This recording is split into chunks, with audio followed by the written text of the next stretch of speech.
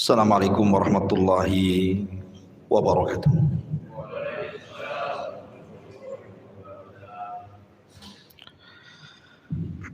Bihamdillah wassalatu wassalamu ala rasulillah wa ala alihi wa sahbihi wa mawalah wa la hawla wa la quwata illa billahi wa ba'du. Alhamdulillah, di malam hari ini kembali kita bisa duduk untuk bermajelis ilmu dan kita melanjutkan kajian kita masih membahas Siratul Mustafa, sejarah manusia terbaik di alam semesta ini, Rasul kita, Nabi kita, qudwah kita, panutan kita semuanya, Nabi Muhammad sallallahu alaihi wasallam. Pembahasan di malam hari ini kita akan membahas perang Muraisi atau lebih dikenal dengan perang Bani Mustalik. Perang ini walaupun tidak ada pertempuran yang sengit dan memang tidak terjadi pertempuran, kata Imam Ibnul Qayyim rahimahullahu ta'ala, akan tetapi banyak peristiwa dan sejarah yang bisa kita petik pelajaran. Jadi nanti banyak peristiwa ini dalam perang Bani Mustalik ini. Ini yang menarik kita akan bahas. Ma'asyiral muslimin yang dimuliakan Allah Subhanahu wa taala, Bani Mustalik dipimpin oleh Al-Haris ibn Abi Dirar. Pimpinan Bani Mustalik namanya Al-Haris ibn Abi Dirar, ayahanda daripada Juwairiyah yang kelak akan menikah dengan Nabi. Jadi Al-Haris ibn Abi Dirar ini berencana untuk menyerang Madinah, bergabung dengan kabilah-kabilah Arab. Kemudian Nabi SAW ketika itu mengutus seorang sahabat Nabi SAW namanya Buraidah ibn Husayb. Buraidah ibn Husayb ini utusan Rasul untuk mengecek betul nggak Bani Mustalik ini mempersiapkan pasukan untuk menyerang Nabi. Rupanya kabar yang sampai kepada Rasul benar bahwa Bani Mustalik sedang menyiapkan pasukan besar untuk menyerbu Madinah. Maka sebelum diserbu, menyerbu dulu taktiknya. Ini mereka belum mempersiapkan diri itu. Maka Nabi SAW ketika betul-betul mendengar kabar akan penyerangan Bani Mustalik, maka Rasul menyusun kekuatan dulu dan menyerbu duluan. Dari Muhajirin dipimpin oleh Abu Bakar Siddiq radhiyallahu an, dan dari Ansar dipimpin oleh Sa'd bin Ubadah.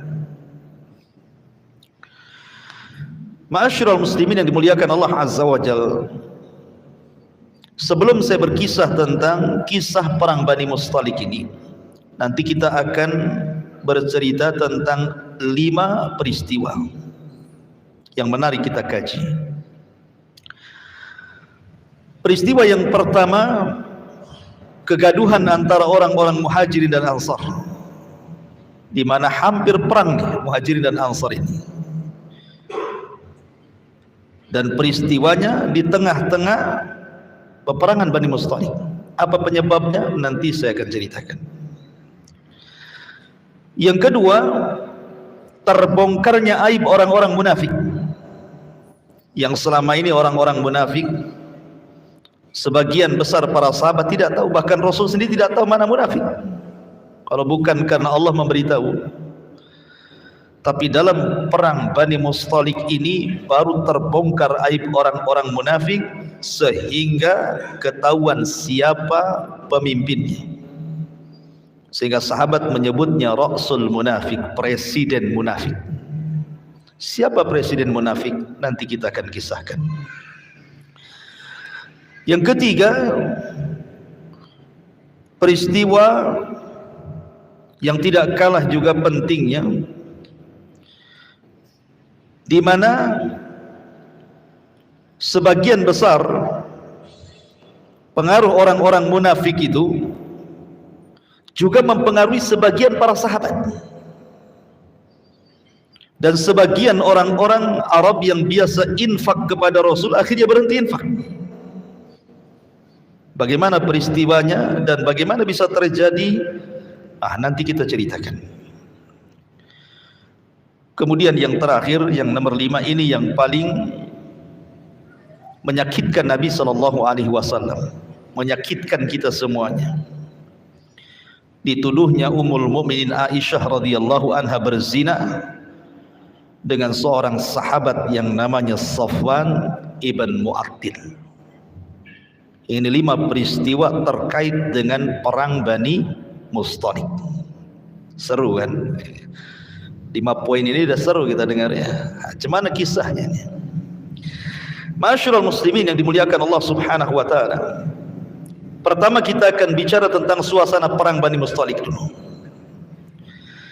Tadi sudah saya kisahkan di permulaan bahwa pimpinan Bani Mustalik, Al-Haris ibn Abi Dirar, mempersiapkan pasukan bergabung dengan kabilah-kabilah Arab yang tidak suka dengan Islam, berencana untuk menyerbu Madinah. Sehingga Nabi SAW mengutus Buraidah Ibn Husayb radhiyallahu an untuk mengcross-check, jadi mata-mata, jadi intel. Betul enggak ini berita yang sampai kepadaku, kata Rasul. Setelah Buraidah pun kemudian mencari-cari berita, rupanya benar. Maka Nabi SAW betul-betul marah. Subhanallah. Dalam peperangan ini orang-orang munafik banyak bergabung. Bahkan pimpinan munafik ikut bergabung. Siapa pimpinan orang munafik? Abdullah ibn Salul, Abdullah ibn Ubay ibn Salul. Siapa dia? Nanti kita akan kisahkan sedikit biografinya. Ingat ma'asyiral muslimin, walaupun pasukan kaum muslimin bertambah secara jumlah, tetapi keberadaan orang-orang munafik di tengah-tengah kaum muslimin tidak banyak membantu, bahkan justru melemahkan. Dari sini Allah Subhanahu wa taala gambarkan dalam surah At-Taubah ayat 47. Allah mengatakan, "Lau kharaju fikum ma zadukum illa khabala walau awda'u khilalakum yabghunakumul fitnah wa fikum samma'una lahum wallahu alimun bidzalimin." Jika mereka berangkat bersamamu, maksudnya orang-orang munafik bergabung bersama kalian, niscaya mereka tidak akan menambah kekuatan bagi kalian, justru hanya akan membuat kekacauan. Dan mereka tentu bergegas maju ke depan di celah-celah barisanmu untuk mengadakan kekacauan. Sedang di antara kamu ada orang-orang yang sangat suka mendengarkan perkataan mereka. Artinya ada para sahabat yang terpengaruh, gitu maksudnya. Dan Allah mengetahui orang-orang yang zalim. Ma'asyiral muslimin yang dimuliakan Allah Azza wa Jalla. Berangkatlah Nabi SAW dan pasukan menuju Bani Mustalik. Ketika di Bani Mustalik, maka Nabi SAW langsung menyerbu sebuah mata air, semacam sumur yang namanya Muraisi. Makanya perangnya juga disebut perang Muraisi' namanya. Karena dinisbatkan kepada sumur Muraisi yang ada di Bani Mustalik. Lah ketika itu orang-orang Bani Mustalik kaget. Kenapa? Karena tidak nyangka akan diserbu, sehingga tidak banyak perlawanan dan tidak ada yang jatuh korban dari kalangan kaum muslimin. Dari sini kaum muslimin berhasil menawan banyak kabilah Bani Mustalik, banyak ditawan, termasuk salah satu putri dari pembesar Bani Mustalik namanya Juwairiyah bintul Harith, ketahuan oleh seorang sahabat yang bernama Thabit ibn Qais al-Mushammas.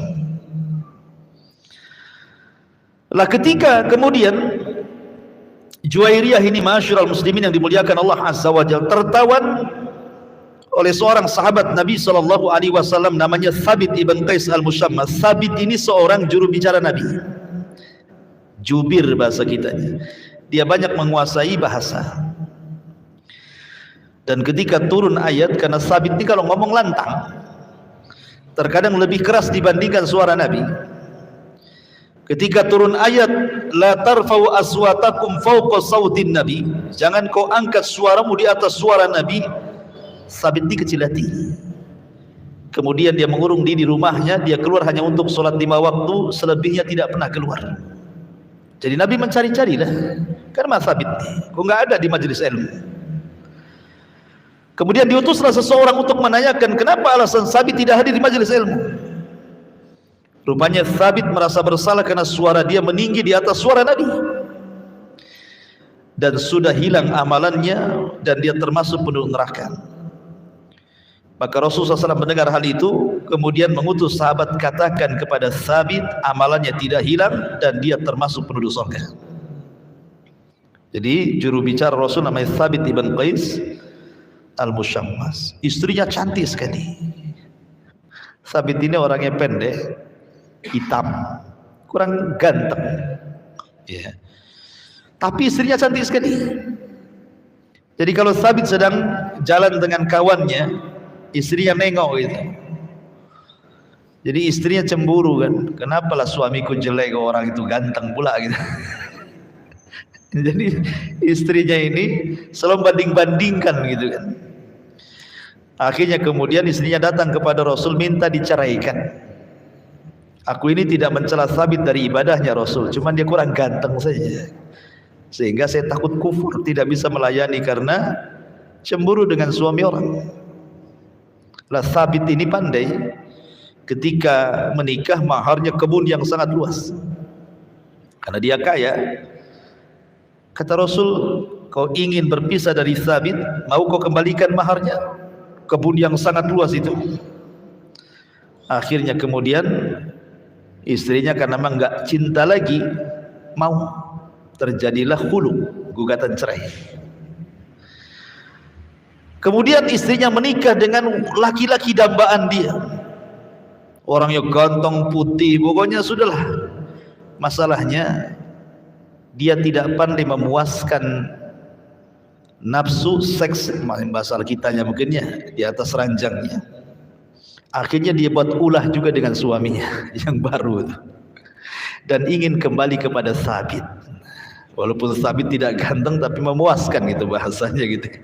Tetapi ya sudah apa kan, terkadang begitulah istri tergesa-gesa. Ada masalah sedikit dia ingin pisah dengan suaminya, dikiranya dia akan dapat suami yang lebih baik dibandingkan suaminya kan. Ternyata tidak. Ya. Belakangan menyesal. Itu kan urusan Thabit ya, kita cerita ke sini. Jadi Thabit ibn Qais al-Mushammas ini berhasil menawan Juwairiyah. Artinya Juwairiyah menjadi budak siapa yang menangkapnya kan begitu. Maka Juwairiyah kemudian mengatakan kepada Thabit, tolong bebaskan diriku dari perbudakanmu, saya siap untuk menebus. Maka kemudian Thabit menentukan harga sekian-sekian, mahal sekali. Akhirnya kemudian Juwairiyah bercerita kepada Nabi SAW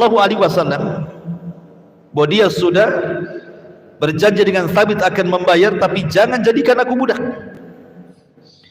Nabi SAW kemudian menjanjikan, bagaimana kalau seandainya ku merdekakan kamu? Berapa uang yang dikehendaki Thabit untuk kebebasanmu saya bayar, dan saya berikan pilihan yang jauh lebih baik. Maukah kau menikah denganku? Akhirnya kemudian Juwairiyah setuju. Maka Rasul membayarkan kepada Thabit, dan dia pun menjadi wanita merdeka, akhirnya menikah dengan Nabi SAW. Ketika sahabat mendengar Rasul menikah dengan Juwairiyah, pimpinan daripada Bani Mustalik ini, semua keluarga Bani Mustalik yang tertawan oleh sahabat Rasul semua dibebaskan. Kemudian semua masuk Islam. Bayangkan, satu kabilah Bani Mustalik masuk Islam gara-gara Rasul menikahi Juwairiyah. Dari sini kita mengetahui bagaimana maksud poligami Nabi SAW, kan? Salah satu hikmahnya apa?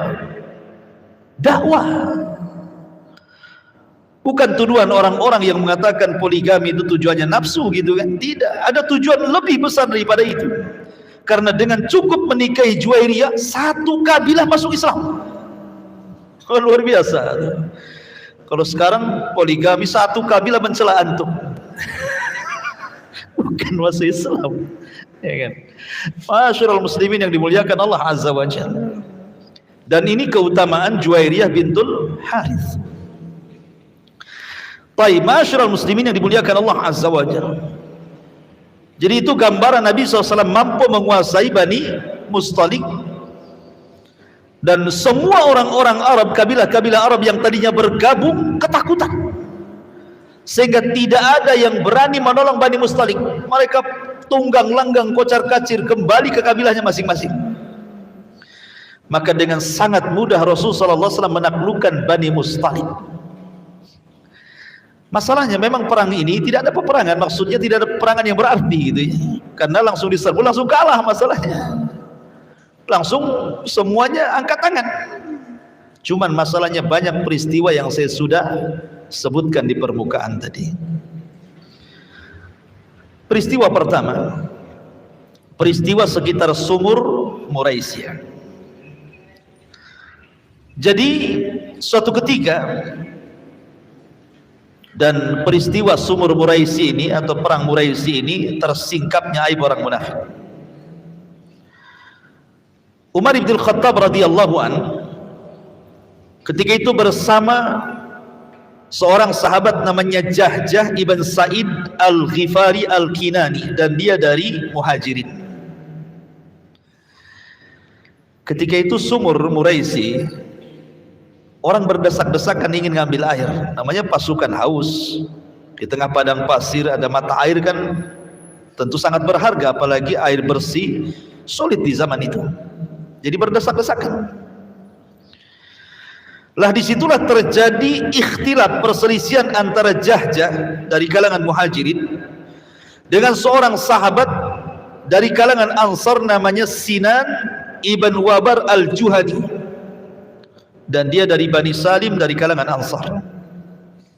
Berselisih gara-gara rebutan air itu. Harusnya kan gantian gitu ya, malah berselisih. Masalahnya tiba-tiba Jahjah ini memukul, pantatnya Sinan ini. Ingat orang Arab, kalau dipukul pantatnya itu aib. Orang Arab itu kalau megang kepala orang diginiin gitu kan, itu biasa saja. Antum jangan tersinggung kalau guyonan sama orang Arab, kepala antum diginiin itu biasa. Tapi jangan pukul pantatnya, marah dia. Kalau kita kan terbalik kan ya. Coba antum diginiin apa enggak, darah naik itu, tensi itu. Gitu. Kalau pantat biasa aja kan. Orang Arab beda. Ini beda kebiasaan. Ukul pantatnya, marah, emosi dia. Sinan emosi, keluar hamiah jahiliyahnya, fanatik jahiliyahnya keluar. Akhirnya kemudian karena berdebat, akhirnya sampai bertengkar. Tiba-tiba kemudian Sinan ini memanggil orang-orang Ansar, ya lal Ansar, ya lal ansar, wahai orang-orang Ansar, tolong aku dihina oleh orang Muhajirin katanya. Datang orang-orang Ansar ini, melihat orang-orang Ansar datang banyak, tentu Jahja tidak tinggal diam. Dia pun memanggil orang-orang Muhajirin, ya lal muhajirin, wahai orang-orang Muhajirin, saya akan dikepung orang-orang Ansar. Datang orang-orang Ansar, bayangkan hampir perang di dua pasukan ini. Setelah mengalahkan Bani Mustalik, justru akan perang saudara antara Muhajirin dan Ansar ini. Ma'asyiral muslimin yang dimuliakan Allah Azza wa Jalla. Maka kemudian ditambah-tambah kemudian datanglah tokoh munafik Abdullah ibn Ubay bin Salul ini, mengompori orang-orang Ansar, karena dia kan pembesar Khazraj dari kalangan Ansar, pura-pura masuk Islam padahal dia munafik. Jadi dia kemudian mengompori orang-orang Ansar. Lihat orang-orang Muhajirin ini, dia datang dari Mekah kemari katanya, tidak bawa apa-apa. Sekarang semakin hari semakin banyak mereka, semakin hari semakin berani. Kalau boleh saya katakan, katanya Abdullah ibn Ubay ibn Salul ini seperti orang dulu mengatakan thammin kalbak, maksudnya gemukkan anjingmu katanya, maka dia akan memakan. Setelah dia gemuk, pasti anjing itu akan memakan orang yang kasih makannya. Tentu kalimat ini, ikhwatul fillah muliakan Allah Azza wa Jalla, ini bukan kalimat biasa. Kata-kata samin kalbak, seolah-olah apa? Orang-orang Muhajirin ini memanfaatkan orang Ansar setelah kaya, mau membunuh orang Ansar. Ini kan bahasa-bahasa kompor, bahasa kita provokator kan itu ya. Ditambah-tambah kemudian dia mengatakan kepada orang-orang Ansar dengan kata-katanya yang sangat pedas sekali. Dia mengatakan la irja'na ilal Madinah, kalau seandainya nanti kita setelah pulang ini kembali ke Madinah, la nukhrijannal a'azzu minhal adhal, kita akan usir mereka biar mereka tahu siapa yang mulia, siapa yang hina. Memang betul-betul kompor. Semangat orang-orang Ansar dengan pengaruh daripada tokoh munafik ini. Maka ketika hampir saja berperang, di sini datang Nabi sallallahu alaihi wasallam. Kemudian Nabi sallallahu alaihi wasallam menenangkan mereka dan mengatakan, tinggalkan kata-kata hamiyah jahiliyah kalian. Fa innaha muntina. Kalian sudah diselamatkan dan sudah masuk Islam, kenapa kembali ke jahiliyah? Tinggalkan kalimat-kalimat seperti itu. Ini kalimat-kalimat busuk, ini kalimat-kalimat jahiliyah. Akhirnya Rasulullah SAW berhasil mendamaikan orang-orang Muhajirin dan Ansar. Ini peristiwa di Muraisi. Kemudian peristiwa yang lain, ketika Abdullah ibn Ubay ibn Salul ini, ikhwatul fillah muliakan Allah Subhanahu wa taala, dia mengucapkan kalimat la irja'na ilal madinati la yukhrijanna al-a'azzu minhal adhal walillahil izzatu wa lirasuli wa lil mu'mini walakinnal munafiquna la ya'lamun. Mereka berkata, sungguh jika kita kembali ke Madinah, kembali dari perang Bani Mustalik, pastilah orang-orang kuat, maksudnya kami orang-orang Ansar, akan mengusir orang-orang lemah, maksudnya orang-orang Muhajirin.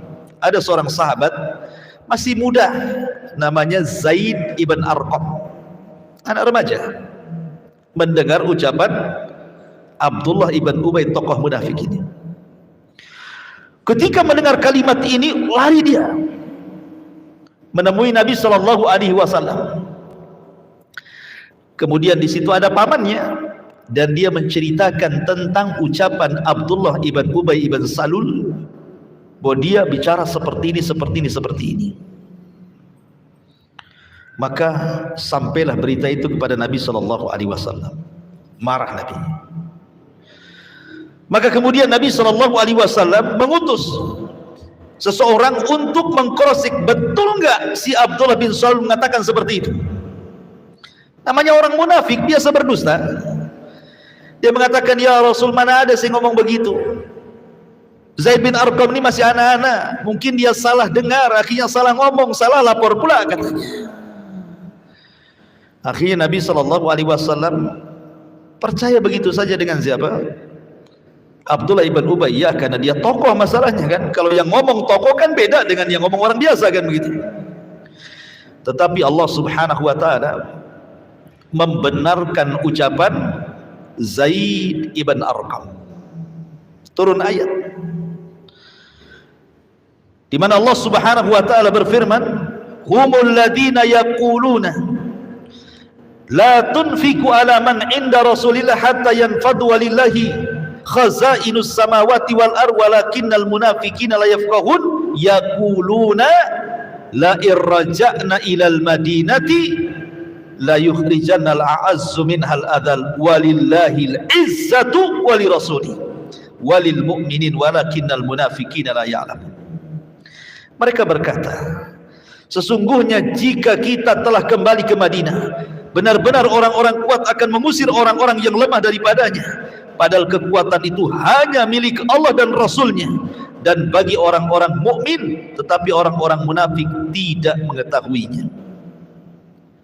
Ayat ini membenarkan siapa? Ucapan Zaid ibn Arqam.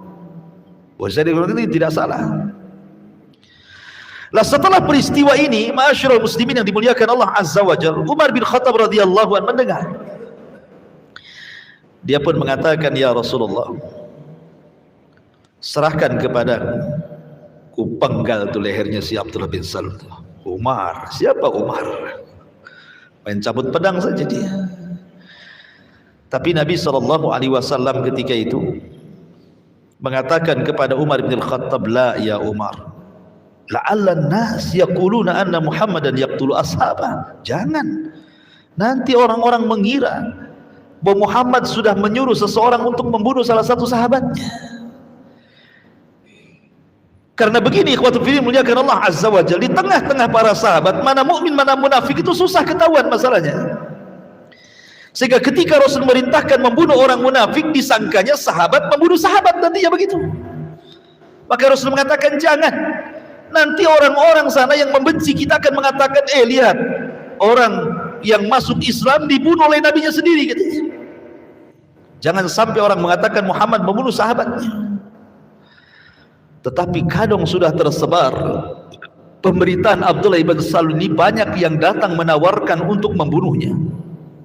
Tapi subhanallah, walaupun Abdullah ibn Ubay ibn Salul tokoh munafik Madinah, presiden munafik Madinah, tapi dia punya anak yang luar biasa, menorehkan sejarah dalam Islam, namanya Abdullah ibn Abdillah ibn Ubay ibn Salul.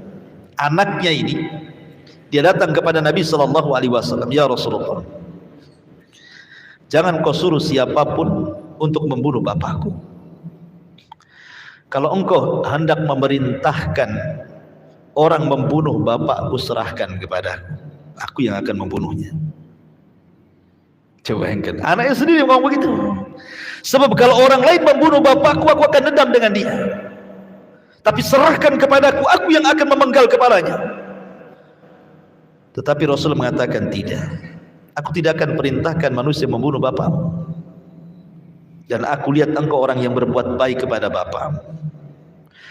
Akhirnya Abdullah ibn Abdillah ibn Ubay bin Salul kemudian berjalan bersama bapaknya. Ketika sampai di kota Madinah dari Bani Musthalib, Abdullah ibn Abdillah ibn Ubay anaknya ini ngomong sama bapaknya, kau jangan masuk dulu ke Madinah.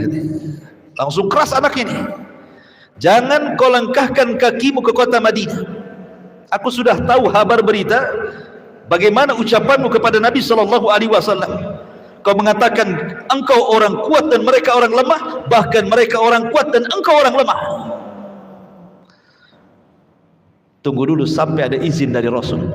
Kalau izin Rasul datang, boleh kau masuk ke Madinah. Kalau tidak, jangan pernah kau masuk ke sini. Ini hanya anaknya yang ngomong sama bapaknya ini. Akhirnya kemudian Abdullah ibn Abdillah ibn Ubay bin Salul minta izin kepada Rasul, boleh enggak bapaknya masuk? Akhirnya Rasul memaafkan dan membolehkan Abdullah ibn Ubay ibn Salul pun masuk ke kota Madinah karena sebuah hikmah pelajaran. Ya. Masyarul muslimin yang dimuliakan Allah Azza wa Jalla, bukan hanya sampai di situ pengaruh Abdullah bin Salul ini. Bahkan dia kemudian menghembuskan fitnah di tengah-tengah orang-orang Ansar agar jangan membantu Nabi lagi. Jangan ada orang infak lagi kepada Nabi sallallahu alaihi wasallam. Dari sini turun ayat humul ladzina yaquluna la tunfiqu ala man inda Rasulillah hatta yanfaddu. Mereka orang-orang munafik mengatakan kepada orang-orang Ansar, janganlah kamu memberikan infak lagi kepada orang-orang Muhajir, jangan bantu mereka lagi yang ada di sisi Rasul, supaya mereka bubar dan meninggalkan Rasul. Kalau mereka lemah, mereka kembali ke Mekah. Sampai banyak terpengaruh, banyak orang-orang terpengaruh dengan ucapan ini dan tidak membantu Nabi SAW dan para sahabat. Ya, bayangkan isu munafik luar biasa. Tetapi luar biasa dalam perang Bani Mustalik, borok-borok orang munafik tersingkap dengan banyak ayat yang turun. Ma'asyiral muslimin yang dimuliakan Allah Subhanahu wa taala, ini diantara beberapa kisah yang menarik dari perang Bani Mustalik. Tetapi ada yang menarik lagi. Ketika perjalanan pulang dari Bani Mustalik, kan jauh Bani Mustalik itu ke Madinah. Nabi SAW kebiasaannya apabila perang, Rasul kan istrinya ada 11, sehingga Rasul membuat qur'ah macam arisan, dikocok, nanti dituang, siapa namanya, itulah yang ikut dia. Lah kebetulan dalam perang Bani Mustalik ini, salah satu istri Nabi SAW yang terkena qur'ah undian adalah Ummul Mukminin Aisyah radhiyallahu anha. Dan ketika itu Aisyah masih kecil. Ya, Aisyah itu masih kecil. Rasul aja menikah dengan Aisyah usia berapa? 6 tahun, digauli 9 tahun kan itu. Jadi masih kecil Aisyah radhiyallahu anha, masih belasan tahun. Diajaknya perang melawan Bani Mustalik. Lah pulangnya Aisyah itu kan naik di atas rumah-rumahan unta. Unta ada rumah-rumahannya. Disitulah Ummul Mukminin berada. Di tengah padang pasir, di tengah malam, Aisyah radhiyallahu anha, sebagaimana dikeluarkan Imam Bukhari tentang hadisatul ifki namanya ya, tersebarnya berita hoax tentang Aisyah radhiyallahu anha. Jadi Aisyah ini turun buang hajat. Tentu buang hajat akan menghindar dari pasukan kan gitu ya.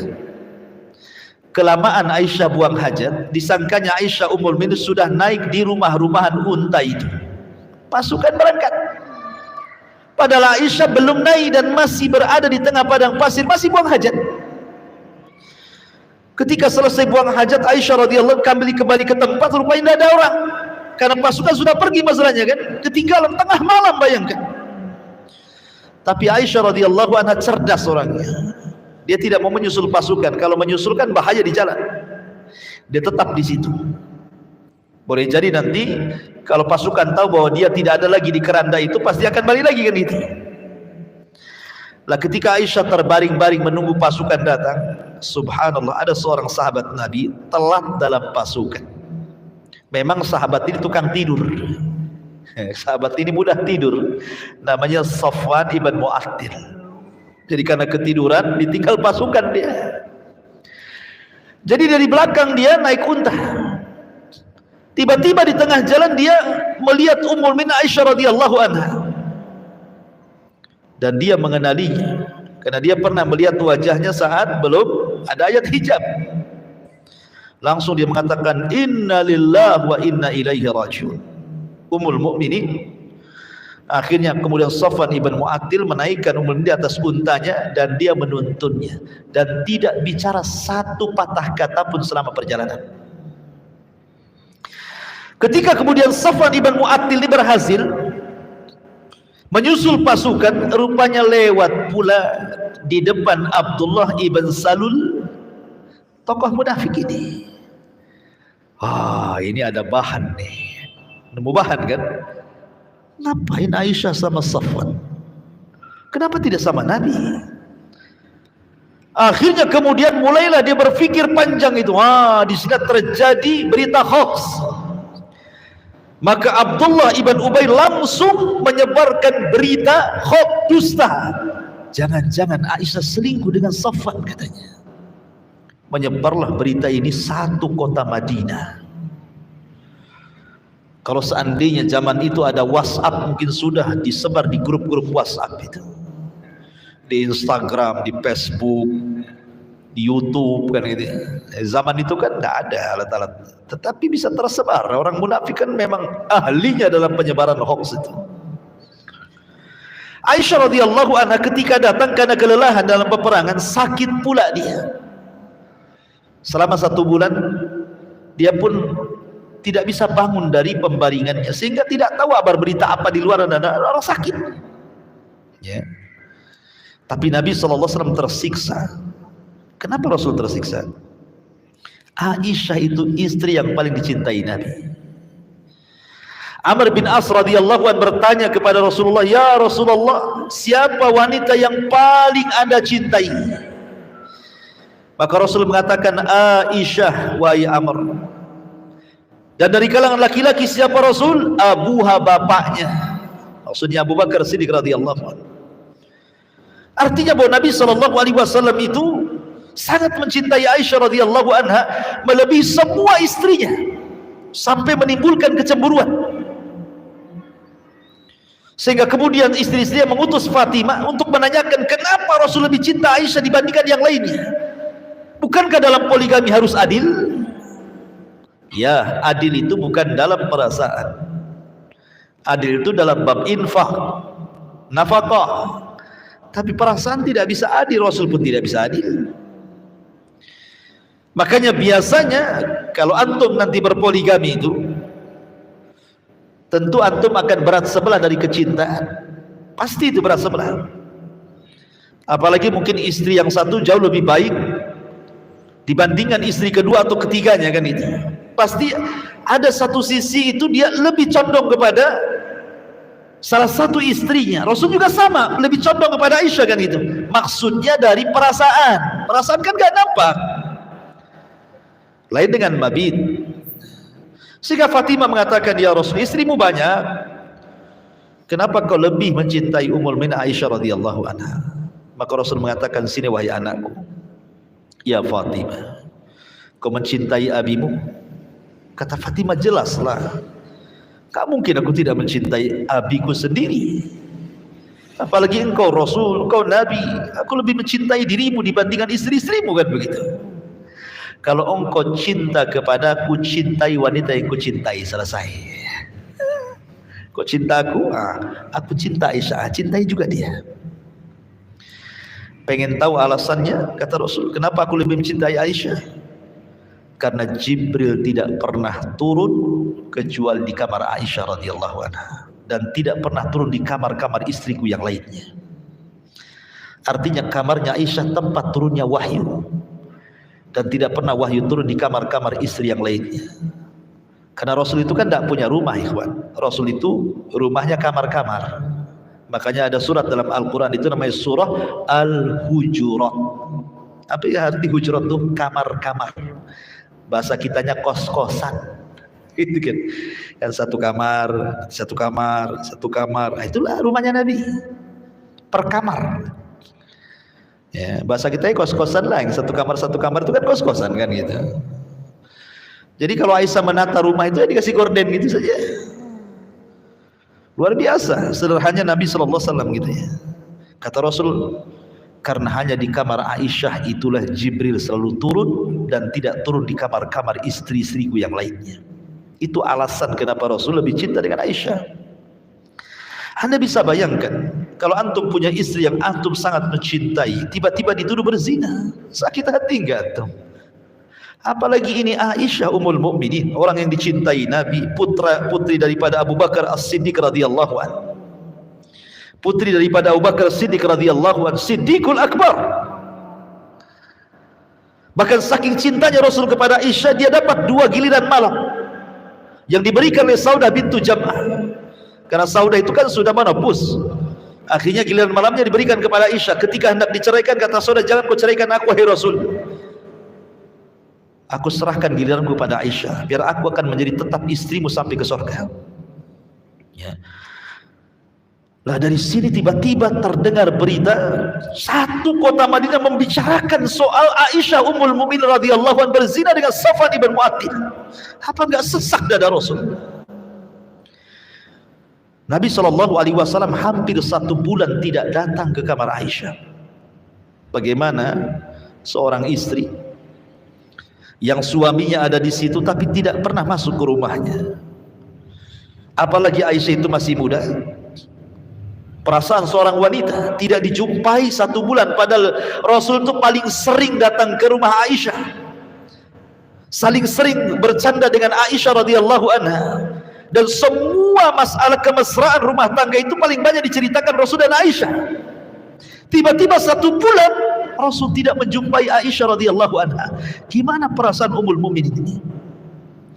Pertanyaannya, kenapa 1 bulan Nabi SAW tidak mau berjumpa dengan Aisyah? Karena Nabi SAW menunggu wahyu.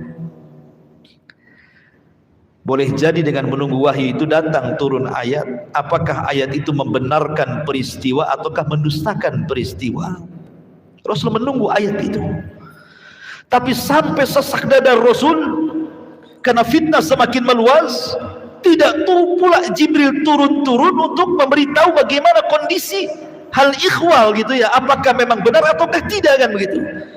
Makin sesaklah Nabi SAW. Dari sini Nabi SAW mencoba datang menemui Ali radhiyallahu anhu dan mengatakan, bagaimana pendapatmu hai Ali? Kata Ali radhiyallahu, ya Rasulullah, tak perlu kau risau dengan satu wanita, banyak wanita bisa kau nikahi. Tetapi walaupun demikian aku tidak pernah menilai Aisyah kecuali kebaikan. Tak mungkin terjadi. Kalau engkau ingin lebih memastikan, datanglah kepada Barirah. Barirah itu pembantu yang dimerdekakan Aisyah. Kan ceritanya ma'ruf ya, cerita Barirah itu. Barirah itu punya suami namanya Mughith. Barirah ini dengan tuannya ingin merdeka. Kata tuannya, boleh, tapi kau bayar sekian dirham. Maka dia bekerja. Datang kepada Aisyah radhiyallahu, minta bantuan. Saya punya uang sekian wahai Aisyah, tolonglah aku dibantu sama Aisyah. Merdekalah Barirah. Suaminya tetap budak. Sementara Mughith ini cinta betul sama Barirah. Barirah pula benci betul sama Mughith. Jadi suami istri ini apa? Kan? Jadi Mughith ini saking cintanya dengan Barirah, kemana saja Barirah jalan ada di belakangnya. Kemana saja Barirah jalan, sampai bekas-bekas kakinya dicari. Saking cintanya seorang Mughith, cintanya kepada Barirah itu.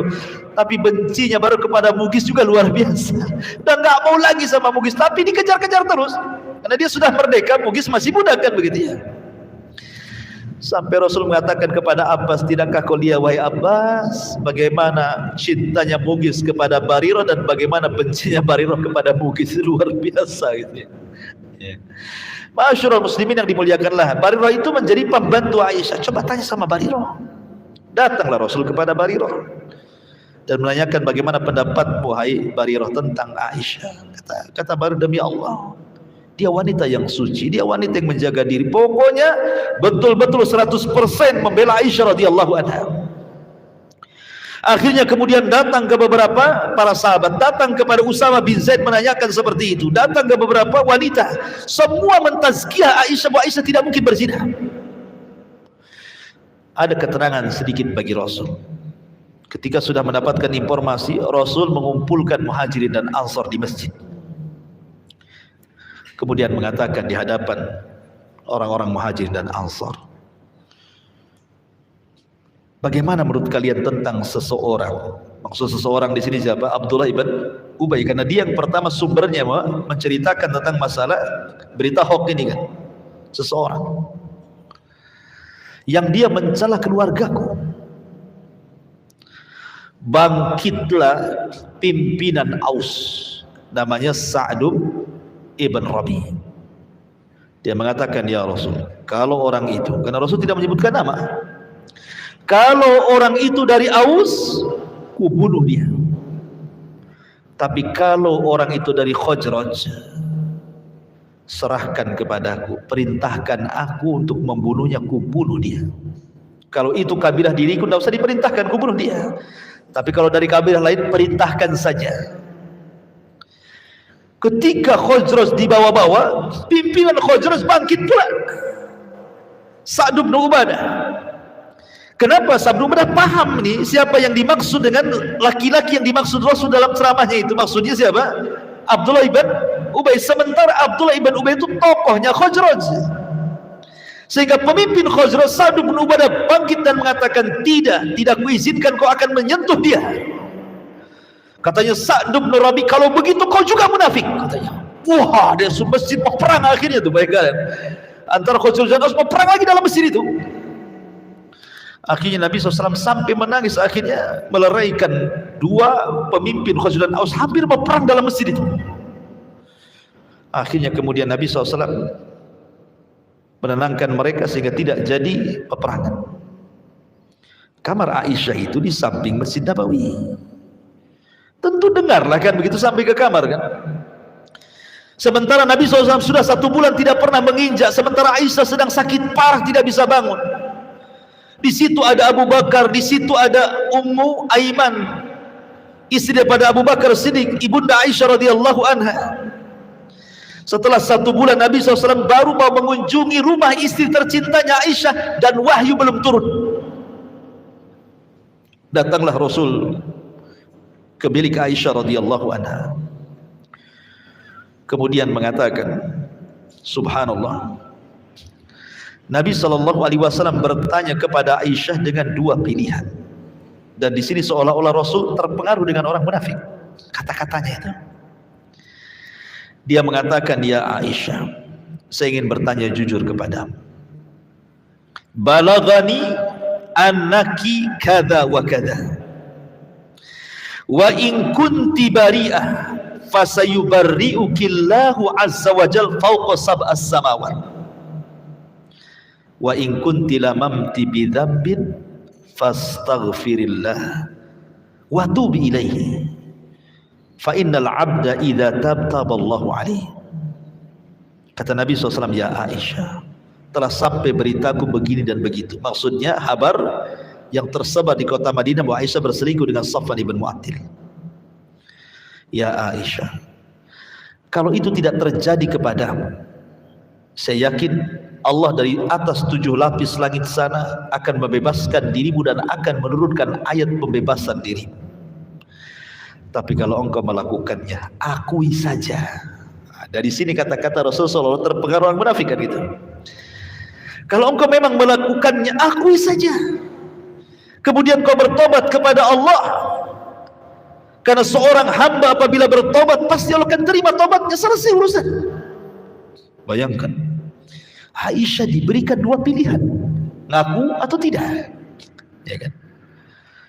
Namanya anak kecil, Aisyah radhiyallahu kan anak kecil, masih belasan tahun, sehingga dia hanya melirik ayahnya dan mengatakan, ya abi ajibi anni Rasulullah sallallahu alaihi wasallam, wahai ayahku Abu Bakar, tolong bantu aku jawab. Tapi Abu Bakar hanya bisa menangis, apalah harus dijawab. Kemudian dia menengok ibundanya, ya ummi ajibi anni Rasulullah, wahai ibuku tolonglah bantu jawab aku ini pertanyaan Nabi sallallahu alaihi wasallam. Ibunya pun hanya bisa menangis. Gimana sesak dada Aisyah radhiyallahu anha? Ayahnya tidak membela, ibunya tidak membela, tidak ada yang membela dirinya. Sementara Rasul mendesak dengan 2 pertanyaan seolah-olah ada tuduhan di balik itu.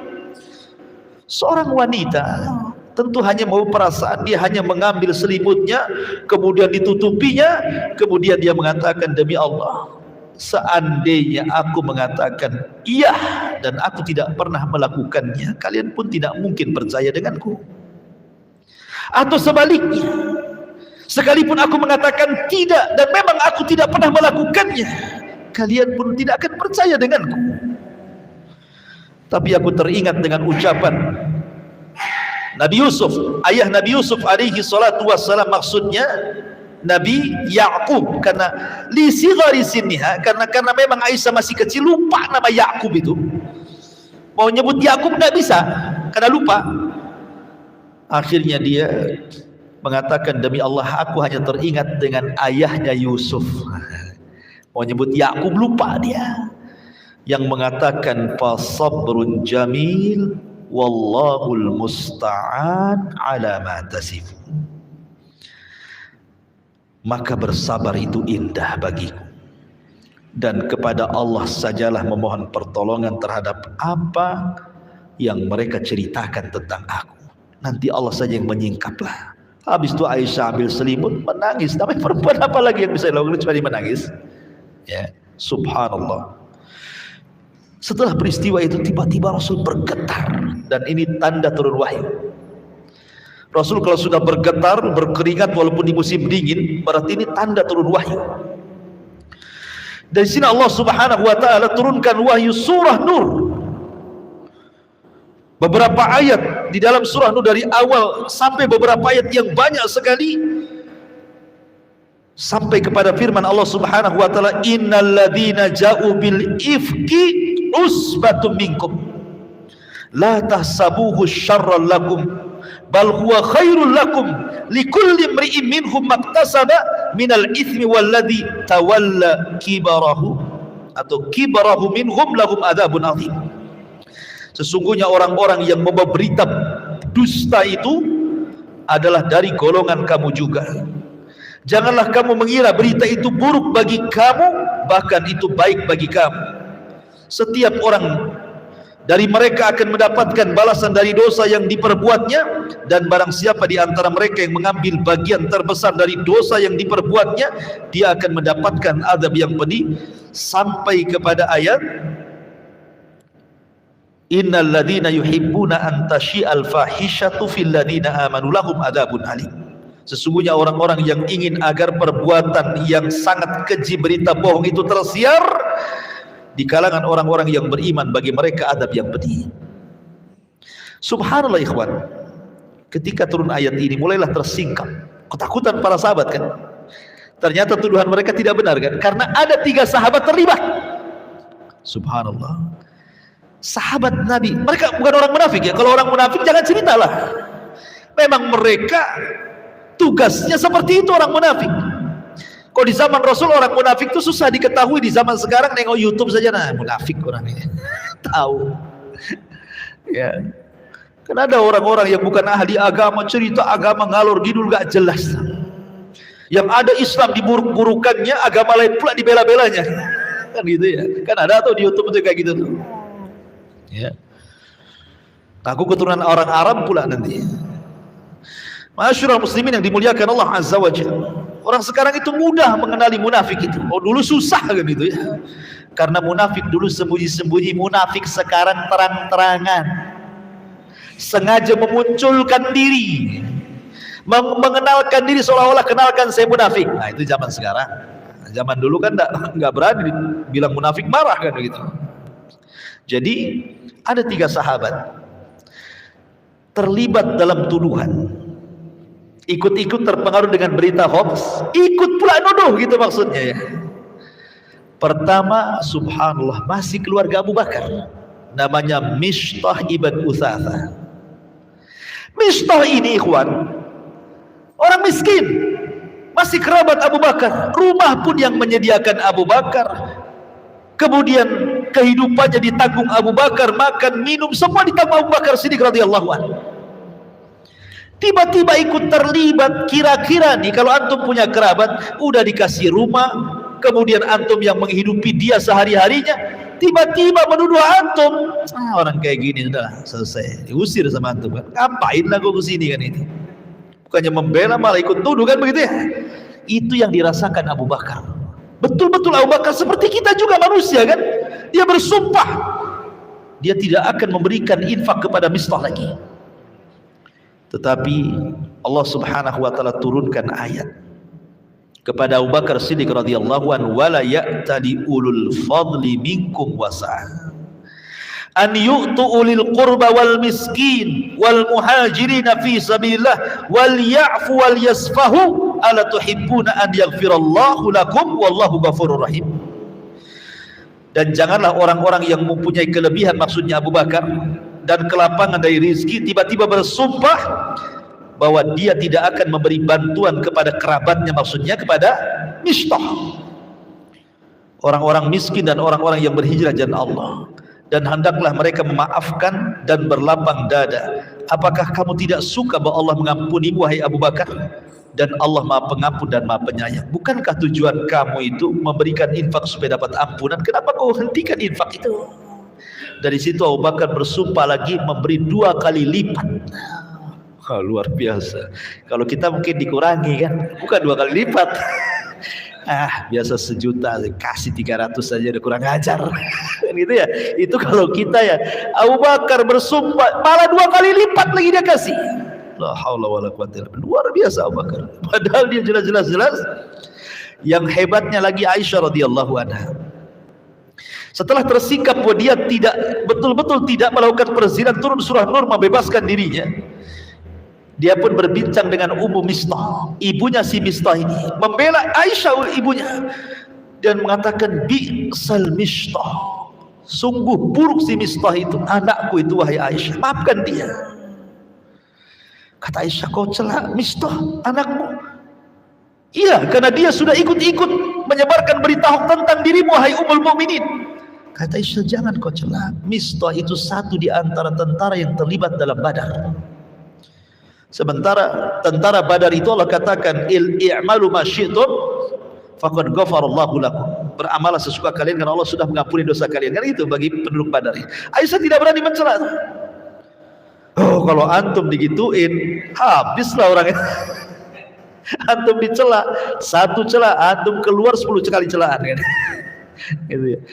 Aisyah malah melarang ibunya, jangan, dia itu tentara Badar katanya. Kesabaran Aisyah radhiyallahu luar biasa. Kemudian yang kedua yang terlibat dalam tuduhan itu adalah Hasan ibn Thabit. Hasan ibn Thabit ini penyair kondang Rasul. Ingat, penyair ini sama dengan media hari ini, sama dengan YouTube, sama dengan radio, sama dengan TV. Itulah syair di zaman itu ya. Jadi kalau orang ingin menyebarkan sesuatu, sewa tukang syair, nanti tersebar tuh. Jadi syair itu sama dengan YouTube kayak hari ini gitu ya. Jadi kalau penyairnya terkena fitnah, sebentar saja kan gitu ya. Kemudian yang ketiga,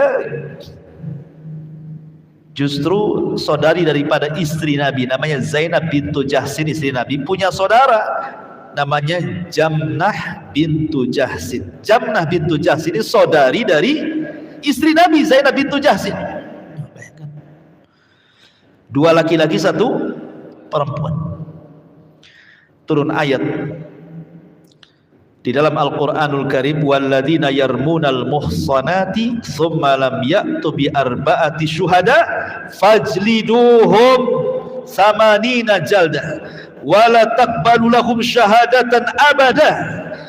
Dan orang-orang yang menuduh perempuan baik-baik berzina dan mereka tidak mendatangkan 4 saksi, maka deraklah mereka dengan 80 kali pukulan dan jangan diterima persaksiannya lagi.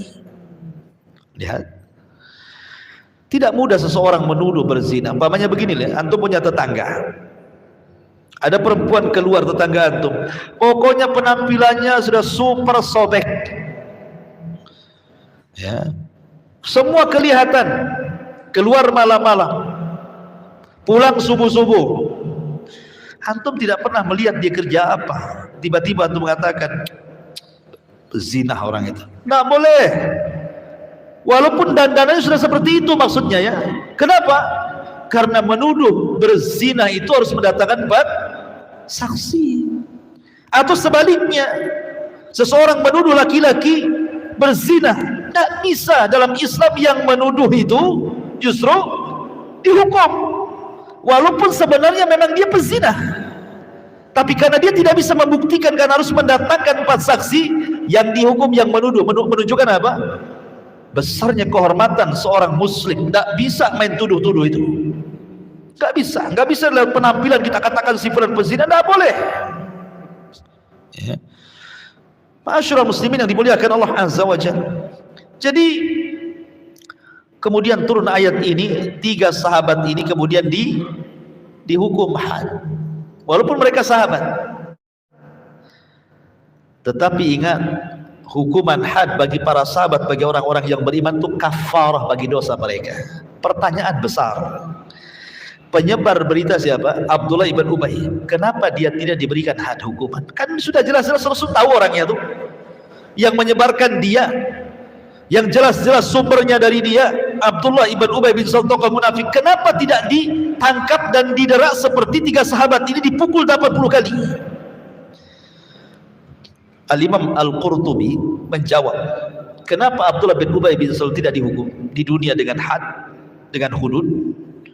Karena Allah sudah mempersiapkan neraka yang sangat dalam. Jadi tidak perlu lagi dihukum di dunia. Allah sudah mempersiapkan azabnya bagi dia. Makanya turun Al-Quran, innal munafiqina fi darkil asfali minan nar. Sungguhnya orang-orang munafik berada di intip neraka yang paling dalam. Itulah tempatnya Abdullah bin Ubay bin Salul. Untuk menutup kajian kita, siapa Abdullah ibn Ubay ibn Salul yang selalu dikait-kaitkan namanya dalam perang Bani Mustalik ini? Abdullah ibn Ubay ibn Salul ini sebelum hijrahnya Rasul dari Mekah ke Madinah, dia adalah pembesar Khazraj, dan Khazraj itu kabilah musyrik terbesar. Khazraj itu, Aus itu kecil, Khazraj besar. Lah sehingga kemudian, dan orangnya bijak. Sementara Khazraj kan suka perang tuh. Jadi yang suka mendamaikan perang itu ya Abdullah bin Ubay ini. Sehingga kalau mau perang nggak jadi, kalau nggak perang nggak jadi. Akhirnya digadang-gadangkan oleh 2 kabilah ini untuk menjadi pemimpin mereka. Tiba-tiba kemudian datang Rasul dari Mekah ke Madinah, Khazraj dan Aus masuk Islam.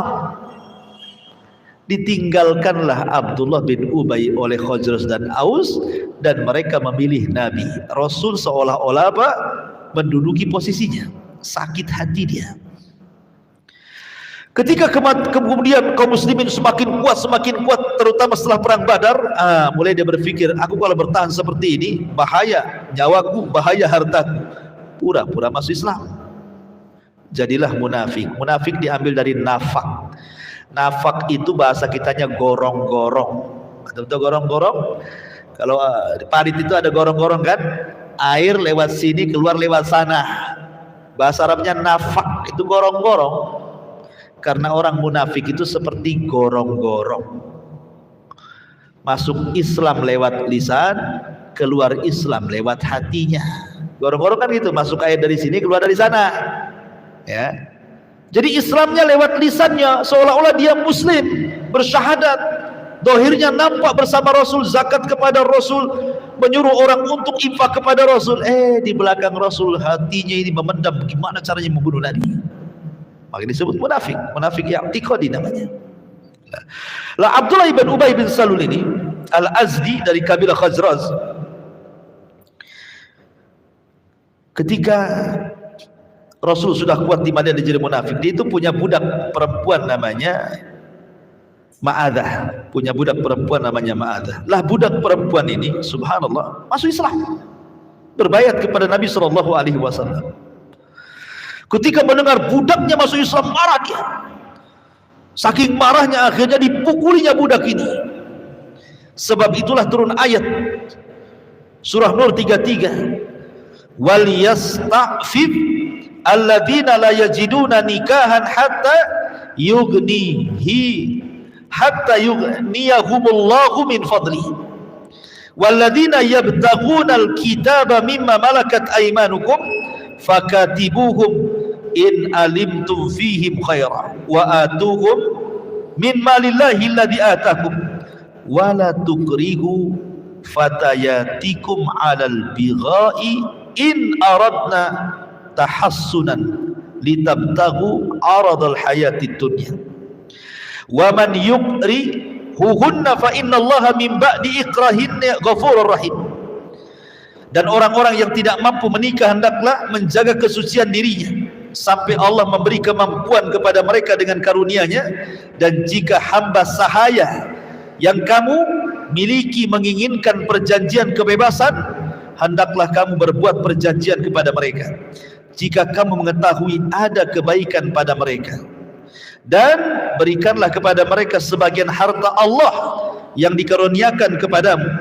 Nah, dari sinilah turun ayat, dan janganlah kamu paksa hamba sahaya perempuanmu untuk melakukan pelacuran sedangkan mereka sendiri menginginkan kesucian, karena kamu hendak mencari keuntungan kehidupan dunia.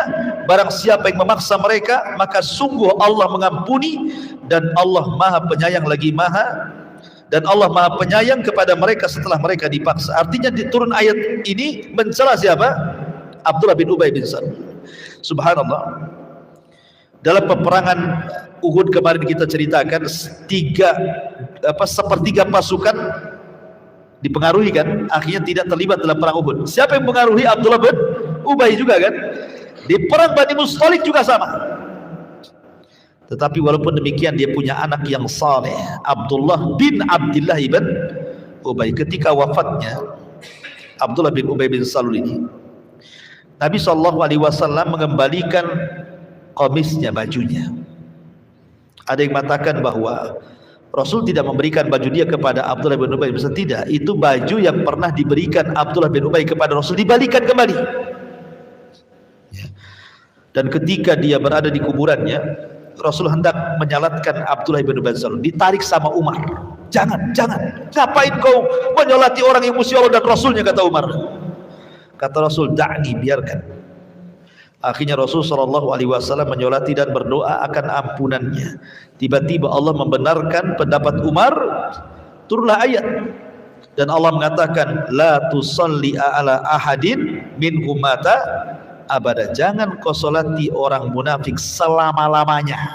Rasul ditegur oleh Allah Azza wa Jalla. Kenapa? Wala taqum ala qabri innahum kafaru billahi wa rasulih. Dan jangan berdoa di depan kuburannya, karena mereka kafir kepada Allah dan Rasulnya. Wa matu wa hum fasiqun, dan mereka mati di atas kefasikan. Dan Abdullah bin Salul, dia orang kafir, bukan orang muslim, orang kafir pura-pura masuk Islam. Inilah diantara kisah perang Bani Mustalik. Ya. Taib, kita buka tanya jawab.